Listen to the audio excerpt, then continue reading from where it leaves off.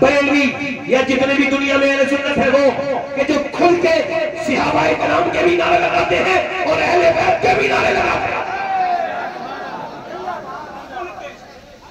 कैसे लगाते हैं बोलो? हमारे दिलों में दोनों की अजमत है, वरना कुछ जमातें ऐसी है उनको सहाबाए किराम अटक जाते हैं, वो उनके नाम को नारा नहीं लगाते, उनसे मोहब्बत नहीं करते, उनकी अजमत से वो अपनी नजरें चुराते हैं, बदबख्त है, खबीस है, मनहूस है, बदबातिन है, बदतमीज है।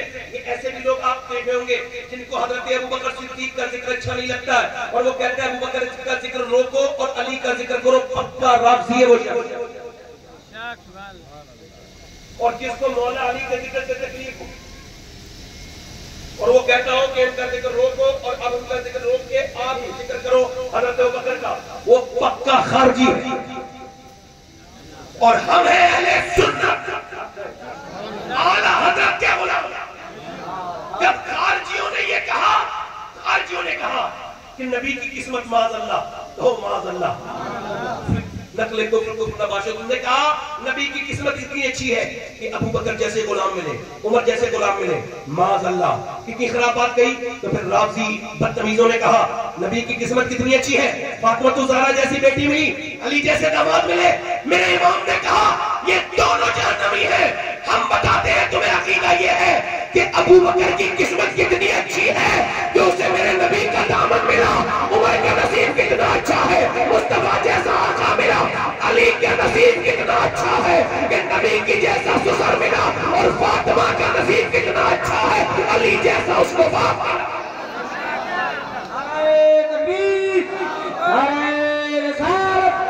अज़मते इमामुल अंबिया, अज़मते वजहे तखलीक़ कायनात, ज़िक्रे शुहदाए करबला। हम अहले सुन्नत, हम आला फरमाते हैं हम हुजूर की वजह से मानते हैं, हुजूर तो किसी और की वजह से। हमारी वजह यह है कि हम मौलाए कायनात का जो मोहब्बत है वो भी हुजूर की वजह से है, अबू बकर सिद्दीक से जो मोहब्बत है वो भी हुजूर की वजह से है। और हम अहले सुन्नत का है बेड़ा पार असहाबे हुजूर, नज्म है और नाव है, और नाव है। हम अहले बैत के भी मानने वाले हैं और सहाबा के भी। ये शेर सुने, शेर को भी समझाऊंगा, नहीं समझ जाएंगे आप खुद ही, तेरे समझदार। पिटना ही है वो सीना जिसमें नहीं हुसैन, पिटना ही है वो सीना जिसमें नहीं हुसैन। अरे हम आशिकों के सीनों में आका हुसैन है, हम आशिकों के सीनों में आका मक्का। और सुन लीजिए और फिर अपनी तबलीग शुरू कर। खौफे यज़ीदियत हो शफाअत तो किस लिए, खौफे यज़ीदियत हो शफाअत तो किस लिए।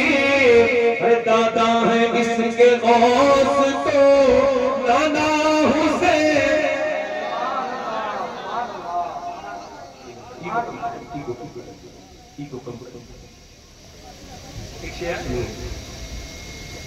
यजीद आज भी बनते हैं लोग कोशिश से, और हुसैन खुद नहीं बनता खुदा बनाता है। हजरत सैयदना हुज़ैफा यमान सहाबी रसूल सब रज़ियल्लाहु तआला अन्हु, करो सहाबा का नाम आया करे, अदब बहुत बड़ी चीज है। जोर से बोलो सुभान अल्लाह। हुज़ैफा कहते हैं मेरी माँ ने मुझसे ये कहा कि जाओ बेटे हुजूर से मेरी मग़फ़िरत की दुआ कराओ। काय की बोलो, जल्दी बोलो काय की। मैं ये समझा इस वजह से रहा हूं, सेहत की दुआ नहीं कर रहे, खाने की दुआ, रिज़्क़ में बरकत की दुआ, मकान की दुआ, सामान की दुआ। कहा जाओ हुजूर से अर्ज़ करना कि मेरी मग़फ़िरत के लिए। हज़रत हुज़ैफा कहते हैं जिनका मज़ार मक्का शरीफ में है, वो कहते हैं मैं हुजूर की बारगाह में गया तो सरकार मस्जिद नबी शरीफ में अंधेरा था, सरकार कुछ पढ़ रहे थे। कहते हुजूर अकबर सल्लल्लाहु अलैहि वसल्लम के मैं पीछे चला और अपनी बात कह दूं। कहते मैं हुजूर तक नहीं पहुंचा था, हुजूर ने मेरे पांव की आहट को सुना और फरमाया, कौन हुज़ैफा, अल्लाह तेरी भी मग़फ़िरत फरमाए, तेरी मां की भी मग़फ़िरत फरमाए। कुर्बान में उनकी बख्शिश पर, मकसद भी ज़बां पर, बोलो मकसद भी ज़बां पर आया नहीं, और बिन मांगे दिया और इतना दिया कि दामन में हमारे समाया नहीं। हुजूर ने फरमाया हुज़ैफा अल्लाह तेरी मग़फ़िरत फरमाए, और फिर हुजूर मुस्कुराए। कहते अंधेरे में उजाला हो गया, रसूल से तो बोले सुभान अल्लाह। हुजूर जब मुस्कुराए, कहते फिर हुजूर ने मुझसे कहा आज मेरे पास एक फरिश्ता आया है, उसने आकर के ये पैगाम सुनाया है अल्लाह का, इससे पहले कभी वो फरिश्ता नहीं आया था। उसने ये अर्ज किया, रसूल अल्लाह, एक अल्लाह के रसूल, अल्लाह ने आपकी बेटी फातिमा को सारी जन्नती औरतों की सरदारा बनाया है और आपके हसन और हुसैन को जन्नती जवानों का सरदार बनाया। किसका सरदार बनाया बोलो? जन्नती जवानों का सरदार। किसको बनाया? हसन को, हुसैन को। जरा गौर करें, लोग कहते हैं, मैं एक बात सुने, अब जरा गौर करें, हजरत सैयदना अबू हुरैरा रज़ी अल्लाह तआला अन्हु इंतकाल करने वाले हैं और उर्वा मरवान आया, मरवान लांती, इब्ने लांती, ये मरवान आया हजरत अबू हुरैरा के पास। पहले क्या, अबू हुरैरा वैसे तो मैं आपसे बड़ा खुश हूं, मगर एक बात बड़ी खटकती है। का क्या? का तुम इन दोनों लड़कों की ज्यादा ही कोई इज्जत करते हो। का किसकी? का हसन और हुसैन की। हजरत अबू हुरैरा बीमारी की हालत में थे, उठ के खड़े हुए, फरमाया बदबख्त तू कैसी बात करता है? मैंने अपने नबी को देखा, मैंने अपने सरकार को देखा, हसन और हुसैन दोनों रो रहे थे। एक जगह सफर में थे हम लोग, नबी ने फरमाया कौन रोता है? मैंने अर्ज़ किया रसूलल्लाह आपके बच्चे हसन और हुसैन दोनों रो रहे। नबी पाक ने फरमाया जब क्यों रोते हैं? तो उनको प्यास लगी है। फरमाया ऐलान कर दो जो भी मेरे बच्चों को पानी पिलाएगा मैं उसका कौसर का जाम पिलाऊंगा। जोर से बोलो, कौसर का जाम पिलाऊंगा। फिर फरमाया सुन मरवान। उसके बाद मैंने अर्ज़ किया रसूलल्लाह पूरे टूर में मैं घूम के आया हूं, कहीं किसी ने पानी नहीं दिया, हुजूर किसी के पास कोई पानी नहीं। सरकार ने फरमाया अच्छा लाओ हसन को दो, फातिमा लाओ मेरे बेटे को दो।